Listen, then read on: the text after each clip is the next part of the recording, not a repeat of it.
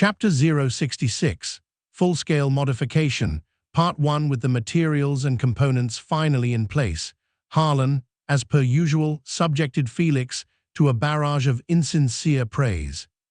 It was the typical drivel about Comrade Feng's outstanding work ethic, and how pleased the party was they should probably send him a banner, or something equally absurd. After enduring a dozen or so eye rolls, Harlan finally retreated, content, into his workshop to begin his crafting. He pulled out the 2 Desert Eagles and started the enhancement process. His basic weaponry and basic mechanical engineering skills had both leveled up recently, making the enhancements more effective than before. He proceeded to replace some parts and upgrade others with better materials. These days, he was practically rolling in it. The days of scraping by were over. Nostalgia for hardship, screw that. Harlan was already a seasoned pro at basic tech gun modification.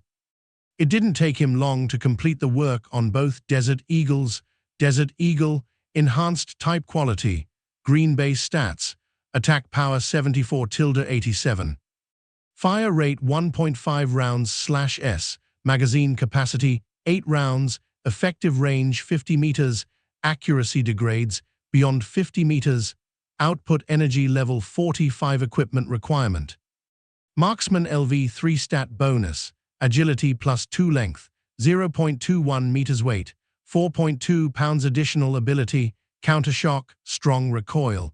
Accuracy suffers if strength is below 30 points, additional ability.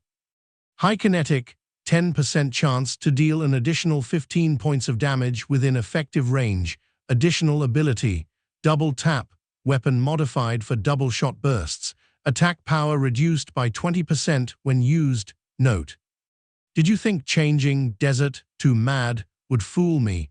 With Harlan's current skill, he had a 30% to 40% chance of enhancing ordinary equipment to green quality. Lady Luck had smiled upon him. Both pistols were now green. However, this came with increased equipment requirements. Harlan realized his marksman skill was only at level 1. While it didn't prevent him from using the pistols, their power would be significantly reduced, and he wouldn't benefit from any skill-based bonus calculations. With a helpless shake of his head, Harlan invested experience points to raise marksman to LV3, gaining an additional 3% to hit chance and 4% to ranged critical hit rate. Basic shooting skill exceeds level 8, marksman skill reaches level 3. Please choose one of the following advanced skills: sniper, close quarters gunfighting. Suppressive fire. Harlan raised an eyebrow, caught in a dilemma. This was the first time he'd hesitated when choosing a skill. Shooting skills were the core of the gunner class, and also vital for mechanics.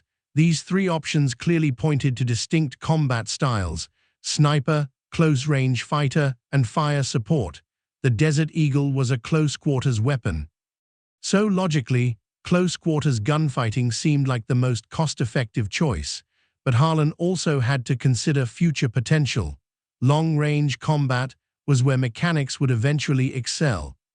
While flamboyant gun-fu was the least practical in the long run, fire support was suited for sieges, requiring teammates to coordinate. Sniping, however, was ideal for solo operations. Harlan ran a hand through his hair, pondering, I'll inevitably be operating alone sooner or later. The further away I am, the safer I'll be. Players might choose flashy gun-fu and suppressive fire for fun, but for me, sniping is the most suitable. In his past life, gun-fu was incredibly popular, stylish, elegant, dazzling. Pro-gunner players in the early seasons often chose gun-fu to show off their skills and look cool in action. Harlan wasn't interested in that. He was a pragmatist. He didn't care if it was a black cat or a white cat, as long as it could catch mice. What good was looking cool in a fight? He didn't need fans cheering him on. What suited him best was the best. With that in mind, the great technician Han made his decision without further hesitation. He chose sniper, investing in his future. Acquired advanced skill, sniper LV1, plus 4% to weak point accuracy, plus 5% to effective range done. Harlan nodded in satisfaction and moved on to the next task. The Yan glider wings were successfully manufactured, netting him 1,500 crafting experience. Harlan incorporated the folding technology from the folding combat knife into the design. This was the real benefit of truly understanding knowledge. He could apply principles from one blueprint to other suitable mechanisms. Normally, the Yan glider wings functioned as a parachute pack worn on the back. Once activated, two 1.2-meter wings would extend, allowing for gliding in the air even more effective than a batsuit. Next, he needed to enhance his close combat capabilities. Power arms and power legs. These came as a set, blueprints derived from the same knowledge combinations, and could evolve into rudimentary powered exoskeletons in the future. However, Harlan didn't plan to build the power legs just yet. His current tech wasn't refined enough. Even if he built them, they'd only be useful for long-distance travel. Not for the nimble, evasive movements he desperately needed. So, he decided not to waste experience points on them. Harlan decided to modify the power arm first. He could slightly reduce its weight and bulk. Smaller size meant reduced power, so Harlan planned to use another device to boost the power arm's striking force. Initiate knowledge fusion. Basic weaponry LV3 plus basic assembly LV2 plus basic mechanics principles LV2. This fusion will consume 15,000 experience points. Fusion successful. Congratulations, you have developed the pneumatic shockwave generator. Oh, first try success. Harlan was pleasantly surprised. This combination could produce various blueprints, and he'd gotten the one he needed on the first attempt. Good luck, saving him a lot of experience. The pneumatic shockwave generator's core principle was somewhat similar to an air gun, but instead of projectiles, it compressed air into shockwaves, delivering internal concussive force to targets. It could bypass the defenses of ordinary armor, though it was less effective against objects specifically designed to resist shock. He spent the better part of the day modifying the light power arm. He reduced its bulky size, increased its length, and made it wrap around the entire arm. He also added a layer of tiberium alloy armor, concealing the internal components and significantly boosting its durability. The new power arm looked much sleeker overall. Appearing as a gleaming silver metallic arm, Harlan manufactured the pneumatic shockwave generator and installed it in the palm of the mechanical hand. He tested it briefly. It worked flawlessly.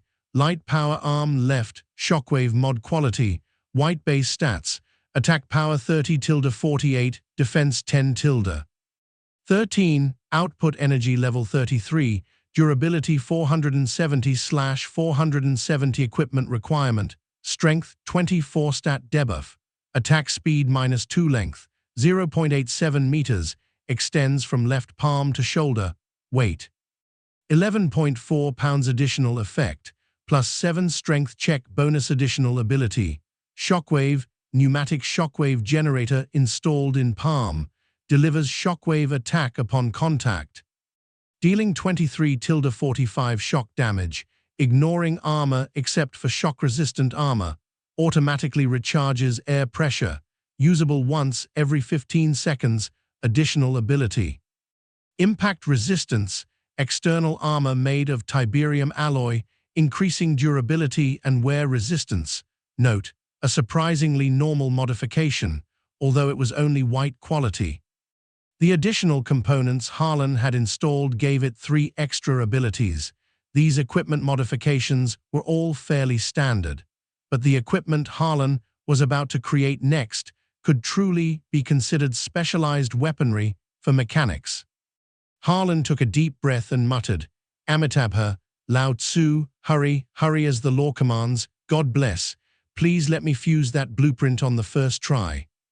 I really don't want to do it a second time, it's such a waste of experience. Initiate knowledge fusion. Advanced material synthesis, LV2 plus basic electromagnetic principles, LV2 plus basic assembly, LV2. This fusion will consume 70,000 experience points. Chapter 067, Full-Scale Modification, Part 2, adding higher-level knowledge to fusions dramatically increased the experience cost. For basic knowledge fusions, adding just one advanced knowledge skill would cost an extra 50,000 experience points. The cost of basic knowledge would also double, from 5,000 to 10,000, and so on. High-end knowledge fusions incorporating advanced knowledge would similarly double in cost. Confirm fusion. Harlan stared intently at the panel, praying that his recent luck would hold. Fusion successful. Congratulations, you have developed the magnetic metal extension armor. Harlan's face lit up with joy. I told you, my bloodline is truly blessed lately. But then Harlan glanced at his luck stat. His smile slowly faded. Just how long would it take to replenish all that luck he'd just used up? This blueprint was his ultimate goal. It was equipment far beyond what he should currently possess, a defense system that transcended levels, raising his personal safety by 2 tiers. Of the 300,000 credits worth of materials he'd purchased, 250,000 were earmarked for this blueprint. Advanced-level blueprints were several times more complex than basic ones. Even with his understanding of the blueprint and the required knowledge, it took Harlan an hour just to process the contents and calculate the crafting time. A wry smile crept onto his face. It would take at least 3 days of non-stop work. Without a word, Harlan plunged into the arduous manufacturing process.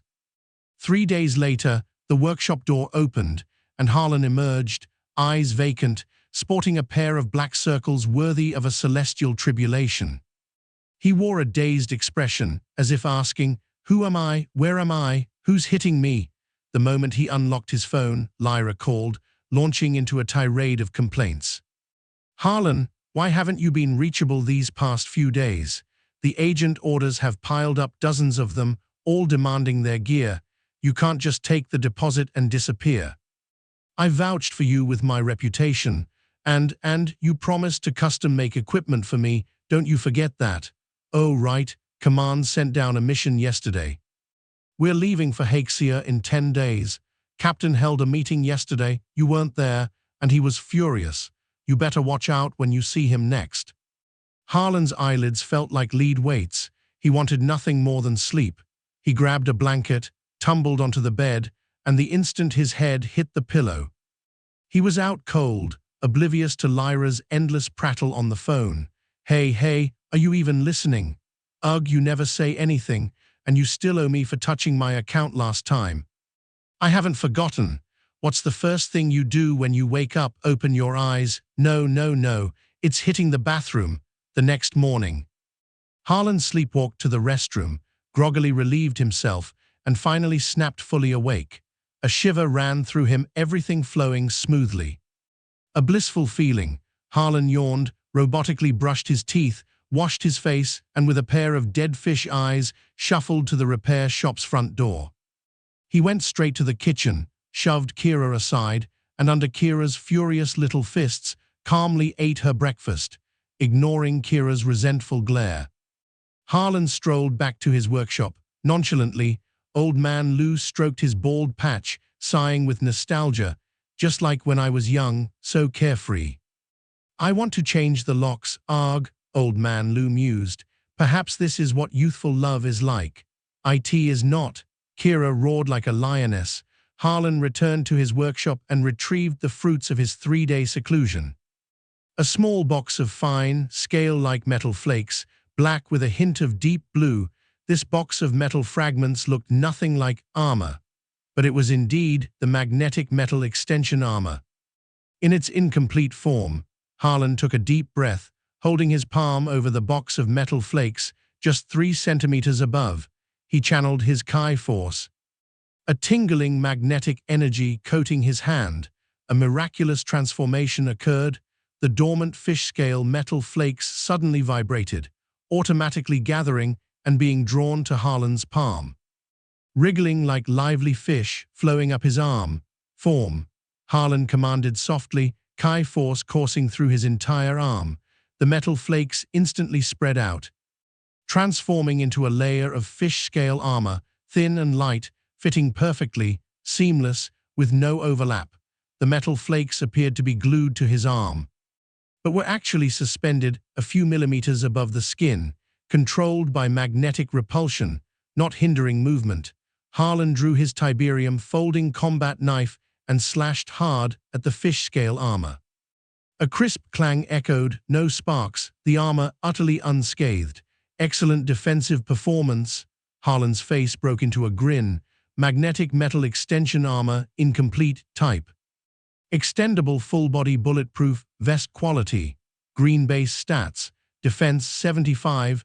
Total extended area 0.2 square meters, approximately the size of the entire back. Durability 1600/1600 equipment requirement. Magnetic Chi force, intermediate mechanical affinity effect.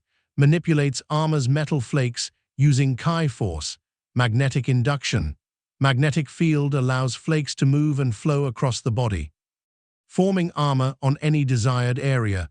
Maintaining armor form consumes 10 Chi force per minute. Additional ability, ultra toughness, resistant to high temperatures. Radiation and penetration, highly effective at protecting the body. Wear resistant, additional ability, repulsion adhesion, damage taken by the wearer is reduced a second time, reducing damage by 20-30 points. Additional ability, special magnetic field, generates a highly conductive magnetic field around the wearer when in use. Note: friendly reminder, please do not use this equipment during thunderstorms. Equipment requiring Chi force was categorized as empowered gear. This magnetic extension armor was exclusive to mechanics. Empowered gear was a broad category, characterized by Chi force activation. Generally, it was far more potent than ordinary mechanical equipment of the same level. The raw material for these metal flakes was a metal with extremely high conductivity and magnetism, and not an alloy, a very rare and expensive mineral. Even the 13th Bureau had limited stock. Harlan had spent 250,000 credits just to create enough metal flakes to cover his back. The core technology of this equipment was advanced material synthesis. The electromagnetic manipulation was relatively simple, requiring only basic electromagnetic principles at level 2.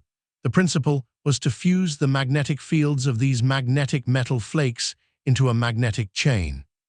Physically, they appeared separate, but their magnetic fields were always unified. This was one of the reasons they formed armor rather than random shapes. The most challenging part was the material synthesis of these metal flakes, a tedious, repetitive process that had exhausted him for 3 days. Yet, this blueprint was considered to be on the lower end of the technical difficulty spectrum for advanced-level blueprints.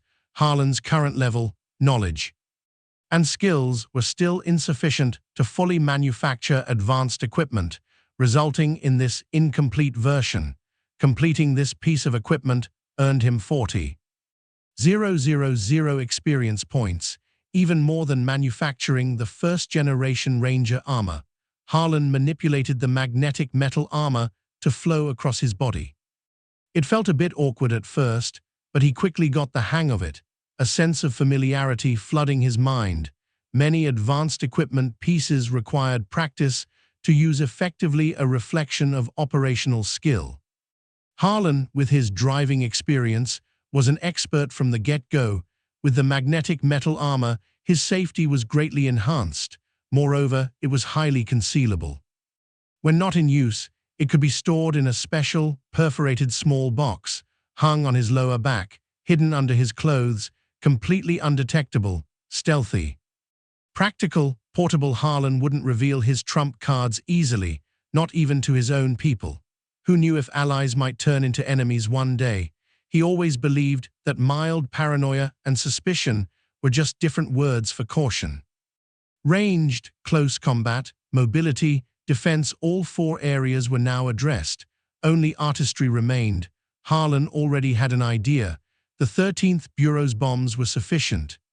He didn't need to fuse new blueprints, Just some simple modifications would do. Chapter 068, Full-Scale Modification, Part 360 Fist-Sized, Smooth Black Spherical Bombs. Neatly arranged in 2 weapon cases. These were delayed fragmentation, high-explosive grenades, or delay bombs for short, purchased from the 13th Bureau. Judging by the hilariously uninspired abbreviation, their explosive power couldn't be trivial.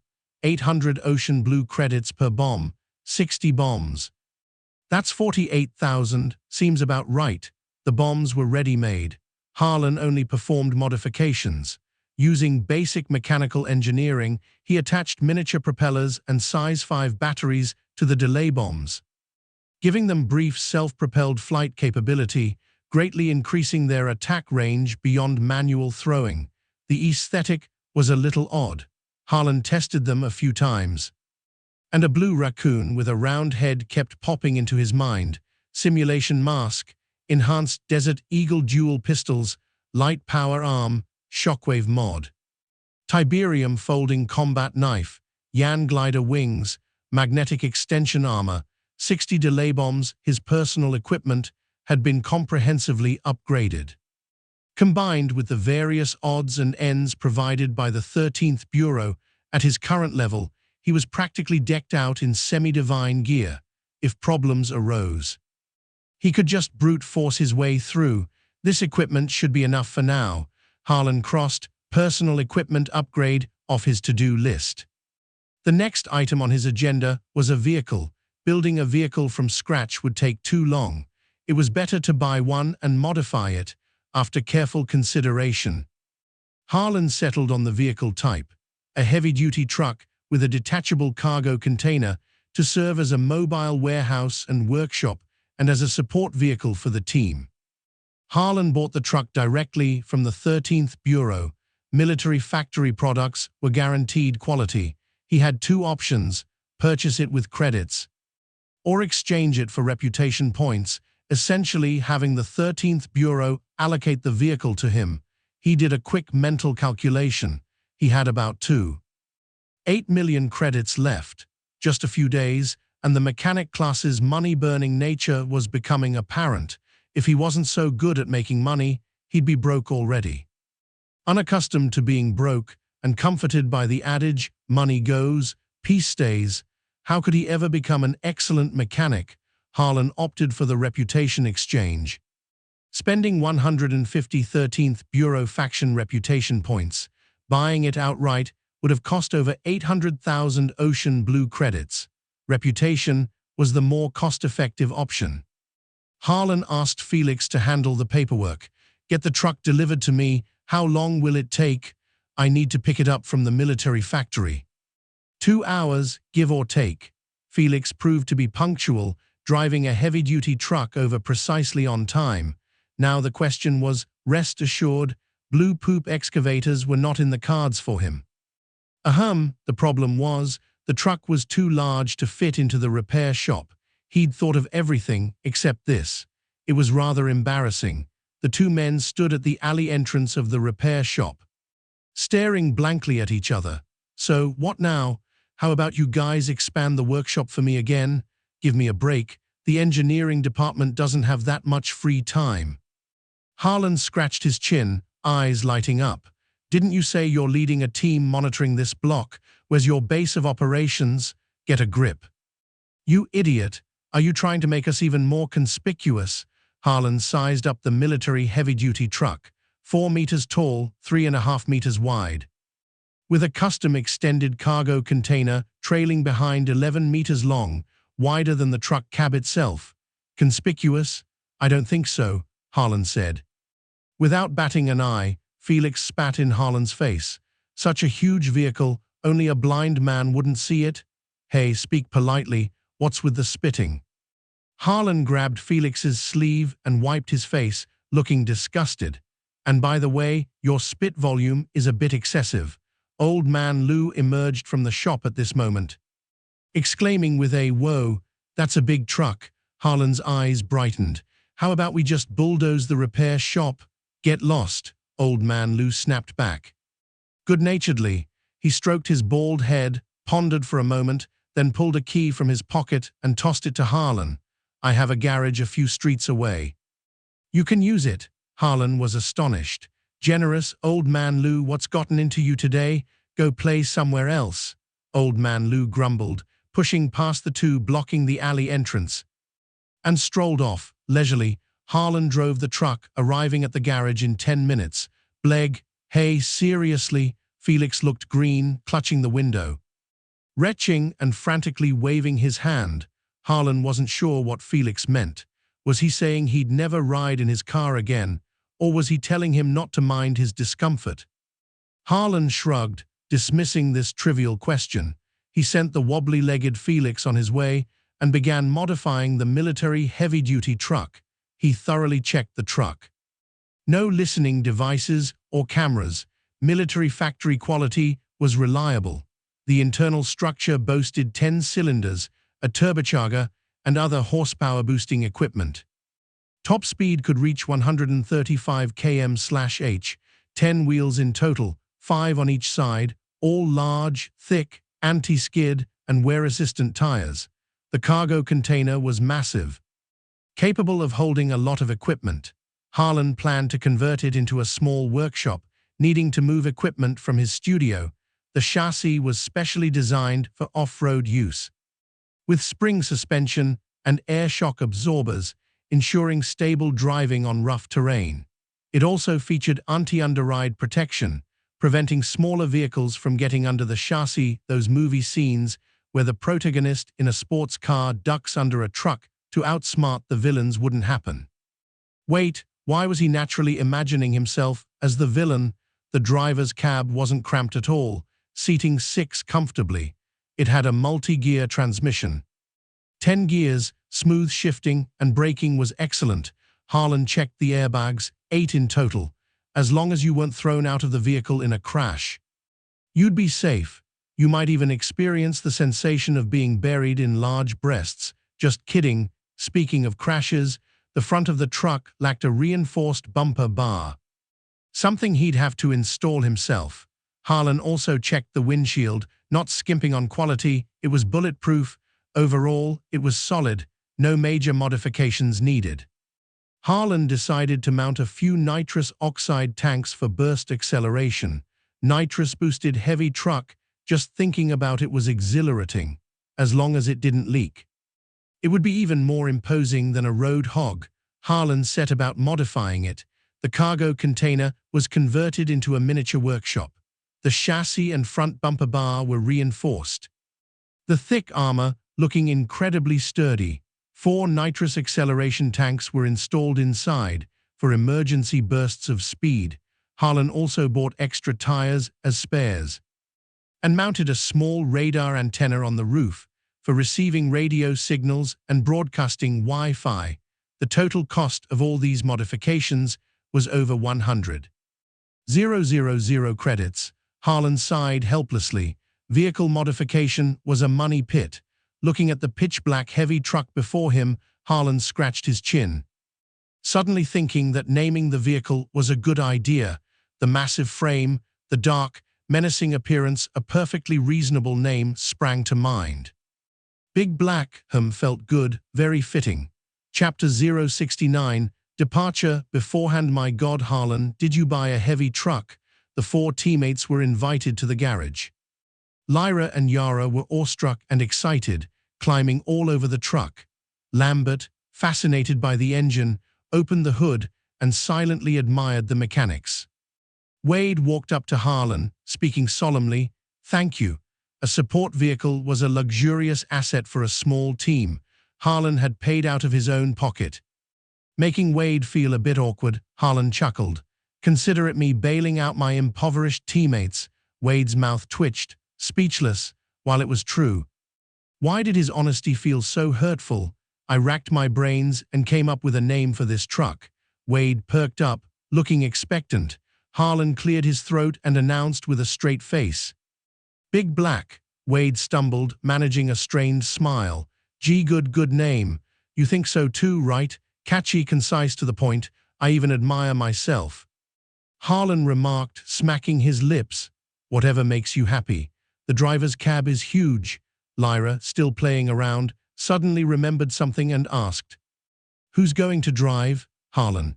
"It's my truck, of course I'll drive." Lyra's face instantly paled, reliving the terror of being driven by Harlan. She stammered, "See, can I not ride?" Wade frowned, rebuking her. "Harlan spent money to make things convenient for us. What are you refusing for?" Lyra looked ashen, utterly resigned to her fate, muttering, "You'll all regret this." Regret? Wade didn't understand Lyra's meaning. Did she mean Harlan was a terrible driver? How bad could it be? Even if his driving skills were terrible, they were all well-trained agents, physically fit, wouldn't even get car sick on a roller coaster. What was there to be afraid of? Wade was unconcerned. "Oh right, command told us we're leaving in 4 days," Yara suddenly said. Harlan's eyes flickered. His full-scale equipment upgrade had taken about 10 days. He'd originally planned to mount a turret on the heavy truck, even learned the necessary knowledge. But time was running out. He thought for a moment, then told Wade, "Bring over your Warbringer armor, I'll modify it for you." Wade's eyes lit up. He had complete faith in Harlan's mechanical skills. Lyra, hearing this, immediately jumped over, shaking Harlan's shoulders, demanding, "What about me? What about me? You promised to make custom equipment for me." "I'll get to it when inspiration strikes." Harlan brushed off the chattering Lyra. As a martial artist, she should just focus on punching people. Why was she always eyeing his machines? The Warbringer armor prototype was delivered quickly, displayed like museum armor on a plastic frame inside a person-high metal case. The logistics personnel were some laid-back guys from the support department. "Harlan, time is limited. I'll prioritize the most crucial modifications. First, improve energy efficiency, then the power system, reduce weight, and install a mechanical power skeleton to assist your movements." "That's fantastic," Wade said, delighted. The armor was just too heavy. Every time he used it, his back ached, his legs cramped, more exhausting than running a 10-kilometer marathon. "Then, the detection system. I'll install a simple chip in your armor for sensing the surroundings, and I'll personally throw in a fire control system, so your ranged weapons can auto-aim. If time permits, I'll equip you with a basic melee weapon set." Yes, Wade was ecstatic, completely reduced to a cheerleading fanboy. Harlan suddenly changed the subject. "Of course, all this comes at a price. 360,000 credits in total." How much? Wade instantly felt a chill. His savings were barely 1,000,000 credits. "You think it's expensive?" Harlan glanced at him sideways. Wade hastily nodded. "Are your parents still alive?" Wade was taken aback. "Why are you asking that?" "They passed away long ago." "Do you have siblings?" "I'm an only child." "Do you have a wife or girlfriend?" No, I'm all alone." Harlan tilted his head, looking puzzled. "Then what are you saving money for?" 1,000 arrows pierced Wade's heart. Huff, huff. "Never mind, I'll pay." Wade clutched his chest in agony, feeling like his heart had been trampled by 10,000 rhinos. Harlan didn't act without seeing the money first. Only after receiving Wade's trembling down payment did he begin modifying the Warbringer armor prototype. Basic energy theory, level 3. Harlan possessed the technology to enhance power systems. He didn't want to make overly powerful modifications to Wade's armor yet, and didn't want to create new energy source blueprints. Good stuff was for himself, of course. The power-assisted skeleton and detection chip could be based on existing blueprints. These two were relatively common. Initiate knowledge fusion, basic wide-area sensing LV1, plus basic virtual electronics LV2.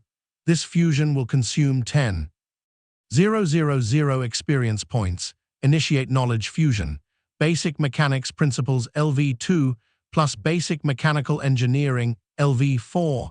This fusion will consume 10,000 experience points. Fusion successful. Congratulations, you have developed the low-level smart chip. Fusion successful. Congratulations, you have developed the K600 power inner skeleton. These were two very common mechanical blueprints, practically mandatory for any mechanic. Harlan wasn't surprised to fuse them on the first try. low-level smart chip commercially available. But unlocking the blueprint allowed Harlan to DIY and program it himself. The low-level designation hinted at higher-level versions in the future, advanced AI for large robots, or intelligent systems for controlling vehicles or warships, all advanced versions of this basic blueprint. K600 Power Inner Skeleton, one of the basic models in the Inner Skeleton series. Powered exoskeletons were worn directly on the body, while power inner skeletons were the internal power frameworks of full-body armor, hidden inside the armor shell. Functionally similar to exoskeletons, both provided extra power. Power inner skeletons were a prerequisite for building powered armor. More advanced applications were easy to imagine. Small mechs, medium mechs, large mechs, very large mechs, etc. Harlan disassembled the Warbringer's outer armor, exposing the intricate internal components. He examined them briefly, then rolled up his sleeves and got to work. First, increasing energy output, then building the skeleton, manufacturing the processing chip, and purchasing some cameras, sensors, and infrared sensors for the detection system. By the dawn of the fourth day, he finally completed the Warbringer armor modification. Externally, it still looked like the same heavy, black armor. Internally, however, it had undergone a major transformation, resembling a nascent powered armor. But time ran out before he could fabricate melee weapons, so Harlan gave up on that. It wasn't unusual for him to take money and not deliver. His high-explosive ammunition orders had been delayed by half a month. Harlan yawned and checked the system panel. Warbringer armor, blueprint deduction progress 2%. Reverse engineering blueprints was one way for mechanics to acquire blueprints. It was extremely demanding, usually getting stuck at certain progress points, then prompting for prerequisites. For example, at 30% progress, a requires intelligence greater than Roman 20 prompt might suddenly appear. Only after meeting the requirement could progress continue. Even at full progress, learning the blueprint officially required a massive experience point expenditure. The core of the Warbringer armor was an advanced mechanic knowledge skill, heavy armor modification. It was estimated that this prerequisite would pop up around 50% progress. The Warbringer armor blueprint wasn't essential for Harlan, so he ignored it. Today was departure day. The four-member team gathered in the garage. Yara checked her computer, suddenly saying, "Command is assembling, location is the eastern outpost." "All right, let's get in the truck," Wade said firmly, as soon as he finished speaking. Lyra shot to the driver's seat with lightning speed, nervously watching Harlan. Can I drive?" Harlan rubbed his eyes. He'd stayed up for days. So tired he felt like he could ascend to heaven. So he didn't argue. He just said, "Drive carefully," then walked to the cargo container, grabbed a few backpacks as blankets, and lay down on the floor to sleep. Lyra immediately breathed a sigh of relief, feeling like she'd escaped death. She even lacked the energy to complain about Harlan telling her to drive carefully. Given his own driving record, seeing Harlan was going to sleep, the others got into the cab, not disturbing him. West Capital, Eastern Outpost. Military Railway Station. Command was taking the assault on the Dark Raven Valley base very seriously. The 13th Bureau had dispatched 3 secret operations teams to participate in this large-scale joint operation. One was Wade's team, one was Mason's team, the team Wade had rescued. The last one was the Secret Operations Division's ace team, led by Dai Suksu, who was also the team captain. Currently, these 2 secret operations teams were waiting at the station, accompanied by an officer from the General Staff Department, acting as a liaison and supervisor. To keep the covert agents in check, there were precedents. Every covert team was comprised of highly opinionated elite agents, prone to disagreements and going their own way during operations, leading to unexpected mission failures. In response, the 13th Bureau adjusted its personnel strategy. When multiple teams cooperated, A general staff member would be dispatched to oversee the overall situation. General staff officers studied battlefield command for years. Before deployment, they would familiarize themselves with the team members' profiles and strategize the operation. Although agents generally considered liaison officers useless, except for writing reports and taking blame, rules were rules, as long as the liaison didn't interfere too much. Everyone could coexist peacefully. Why isn't Wade here yet? What time is it? Mason glanced at the sun, taking a moody drag of his cigarette. He was good friends with Wade. And the team members of both teams got along well. Dai Suksu waited with her team on the other side, idly flipping a coin between her nimble fingers.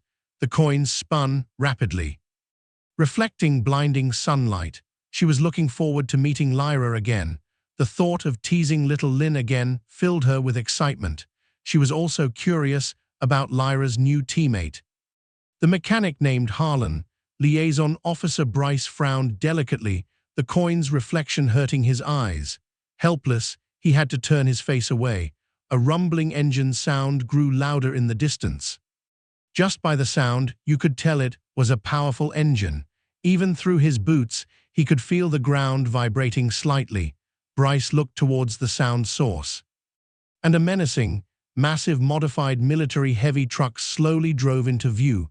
Mason tossed his cigarette butt and stamped it out. Dai Suksu closed her hand. Catching the coin in her palm, Bryce raised his hand and straightened his collar. They are here. Chapter 070, onboard Big Black slowly rolled to a stop. Wade and his team of 4 stepped out of the cab. I'm Bryce, the liaison officer for this operation. Bryce saluted crisply, looking serious and dashing. Hello, pleased to work with you, Wade nodded, then turned and heartily embraced Mason, a bro hug. Yara, spotting Dai Suksu, immediately brightened, clinging to Dai Suksu. Unable to detach herself, shyly waving and greeting, Sister Suksu. Little Lin Tilda, Dai Suksu completely ignored Yara, stepping past the frozen Yara and approached Lyra with a smile. Reaching out to pinch Lyra's cheek, cooing, haven't seen you in a while, you've gotten even prettier. Get lost, I'm not familiar with you, Lyra snapped. Raising a brow and disgustedly swatting away Dai Suksu's pestering hand, Dai Suksu didn't mind, glancing around, curiously asking, where's your mechanic? Hiding somewhere, Lyra crossed her arms, coldly refusing to answer. Wade interjected, he's a bit tired sleeping in the truck. This truck is our support vehicle. Wade said, puffing out his chest with pride. Mason and Dai Suksu's team members looked on enviously, casting resentful glances at their respective captains. We want a support vehicle too, Bryce clapped his hands. All right, time's running out, let's depart. A military train was parked at the station. This time, they wouldn't be flying, but traveling by land. Accompanying them were 40 field operatives, all well-trained soldiers, busy loading crates of ammunition and weapons onto the train. Due to extensive highway abandonment, the 6 nations had heavily invested in railways, creating a vast network. Military trains used dedicated military lines, faster than civilian trains, and could reach the destination in 3 days. The first 5 carriages were the driver's compartment, 2 living carriages, a dining car, and an armory. The last few carriages were open air, specifically for transporting vehicles. Lyra drove Big Black onto one, and the field operatives secured it with wheel locks. Then covered Big Black with a dust-proof tarp to conceal its appearance, tying it down firmly to prevent it from being blown away by the wind. Once everyone was aboard, the military train rumbled to life, pulling out of the eastern outpost, bathed in harsh sunlight, venturing into the desolate and dangerous wilderness. Harlan woke up from the vibrations during his sleep. The overhead lights in the cargo container emitted a soft, white glow 24/7, illuminating the space. Everywhere he looked, there were cold, metallic machines of various shapes and sizes, yet they gave him a sense of security. Harlan pressed his thumbs and forefingers on his jingling acupoints. Rubbing hard a few times, finally feeling more awake, he opened the cargo container door and found himself on a high-speed train. The onrushing wind whipped his messy hair. The deck vibrating constantly beneath his feet. The relentless chug-chug of the train engine filled his ears as the military train sped along the tracks. Stars dotted the sky, bathed in soft moonlight. Distant hills rolled, overgrown with wild grass. Did I sleep for a whole day? Harlan was in a daze for a moment. Following the lights, he walked towards the front carriages. Before that, he put on the simulation mask, set to the first memory slot's ordinary young man appearance. And after a moment's thought, added a face mask. Naturally, he was always cautious. Entering the carriage, the wind noise instantly vanished. The clamor of chattering voices rushed in, momentarily giving him the illusion of returning from a barbaric age to civilization. When Harlan walked in, everyone immediately stopped talking, eyes turning towards him. Filled with curiosity and scrutiny, Dai Suksu was the first to stand up, swaying her slender waist as she approached Harlan, her breath fragrant, asking with curiosity. "You're Harlan, you've got the wrong person," Harlan replied casually. "If I answer whatever you ask, wouldn't I lose face?" Everyone's expressions froze. "Are you kidding us? Everyone's in the carriage, who else could you be?" Dai Suksu's smile stiffened. She was just trying to start a conversation, not expecting Harlan to answer like that. Leaving her momentarily speechless, Lyra, seeing the calculating Dai Suksu get shut down, was instantly delighted, waving enthusiastically. "Harlan, come sit over here." Harlan nodded, sitting down beside Wade and the others. Lyra immediately whispered in Harlan's ear, "Well done, you made the calculating Suksu lose face." "Sex hormone," Harlan was stunned. A girl named herself such a racy name. "It's her, Dai Suksu, a despicable, shameless, and unreasonable woman," Lyra hissed through gritted teeth. Harlan squinted. "I kind of feel like you're describing yourself," Yara wholeheartedly agreed, but didn't dare to speak up, afraid of getting punched. He secretly gazed at Harlan with admiration. As expected of Harlan, absolutely fearless, saying whatever he wanted, so cool. Dai Suksu, noticing Lyra and Harlan's seemingly intimate interaction. Her expression shifted, a hint of anger flashing in her eyes. Mason, on the side, reached out his hand, smiling. "Brother, first time meeting, I'm Mason." Harlan endured Lyra's furious 360-degree waist-twisting technique and shook Mason's hand naturally. "Strictly speaking, we haven't met." Mason paused, his gaze circling Harlan's mask, then his face mask, and he chuckled. "You're right, technically speaking." Bryce clapped his hands. "All right, everyone's here. I'll go over the mission details. Field operatives, please excuse us for a moment." The field operatives, knowing it was protocol, filed out of the carriage. And the environment immediately quieted down, leaving only the 3 secret operations teams and Bryce. Bryce cleared his throat, pulling out files and intelligence reports. Spreading a map on the table. "This operation is a joint effort between us and Haxia's military intelligence service. Haxia's army is stationed at the border, ready to move out at any time. Our mission is to infiltrate and reconnoiter, to gather intelligence on enemy defenses, and provide intelligence support for the army." This is the map data provided by Haxia. Dark Raven Valley is strategically advantageous, easy to defend and hard to attack, with dense forests, making it impossible to pinpoint the base's location via aerial reconnaissance. Enemy military strength is unknown, actual location unknown, ground infiltration is the only option. Mention of the mission instantly sobered everyone up. Dai Suksu tapped her temple, frowning as she asked, "Sounds like a heavily fortified stronghold. Ground assault by Haxia's army isn't feasible?" Bryce shook his head. "They are unwilling." Everyone nodded in understanding. Haxia's MO was profit first. They'd exert 2 units of effort if they could get away with it. But never 3. Before the situation was clear, they wouldn't risk their troops in unexplored territory to avoid unexpected losses. That's exactly what the Secret Operations Division did, taking the lead. Diving deep into enemy territory and risking their lives, Lyra snorted, unwilling to be outdone, quickly asking, "So, where's the breakthrough point?"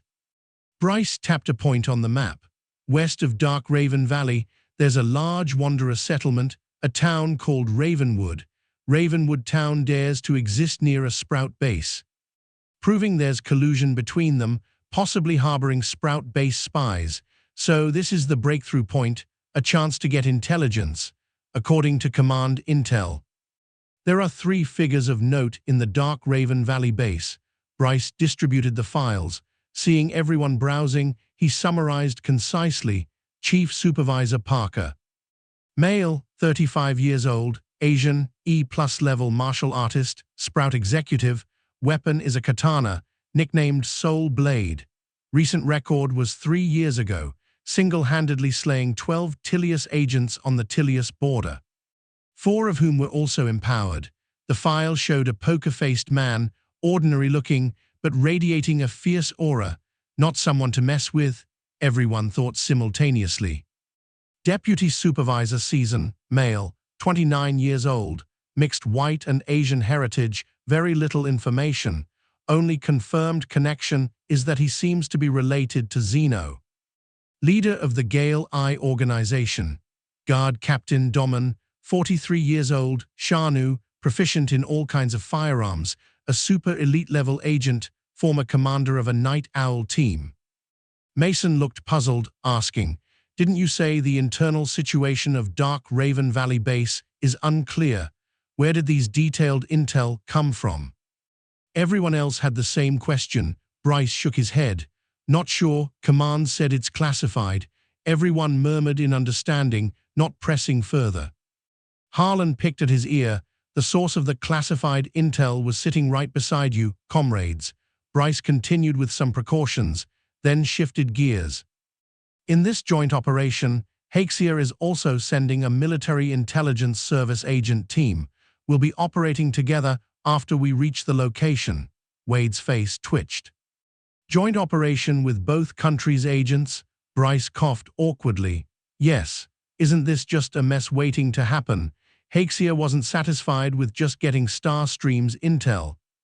Clearly unwilling to put in effort themselves, so they demanded the 13th Bureau also send people to participate in the operation. Everyone exchanged uneasy glances. Relations between the two nations weren't exactly amicable, and agents were even more hostile towards each other. This mission was starting to feel like a disaster waiting to unfold. This intelligence was useless to Harlan. Harlan yawned, looking out the train window, when his eyes suddenly narrowed, interrupting the discussion, shouting in a low voice, "Beast attack!" Everyone was taken aback before they could react. The train lurched violently, almost throwing them off balance. At the same time, screams of utter terror erupted from the rear carriage. The field operatives,